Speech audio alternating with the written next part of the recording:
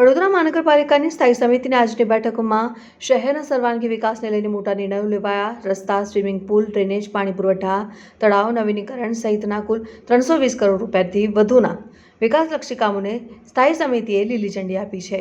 વડોદરા મહાનગરપાલિકાની સ્થાયી સમિતિની બેઠક તારીખ 26મી ડિસેમ્બર 2025ના રોજ યોજાઈ હતી, જેમાં શહેરના વિવિધ ઝોનમાં થનારા વિકાસ કામોને મંજૂરી આપવામાં આવી છે।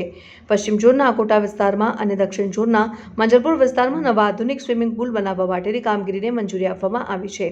તે ઉપરાંત સયાજીપુરા વિસ્તારમાં યુગ સેન્ટર, વડસર તળાવના નવીનીકરણ અને શહેરના અનેક વિસ્તારોમાં રોડ વાઇડનિંગ અને કાર્પેટ સિલિકોટના કામોને મંજૂરી અપાઈ છે। શહેરના પૂર્વ, દક્ષિણ અને ઉત્તર ઝોનમાં ડ્રેનેજ લાઇન, પાણી પુરવઠા નેટવર્ક, ઊંચી પાણીની ટાંકી અને વરસાદી ગટર અને આરસીસી રોડના કામો પણ મંજૂર કરાયા છે।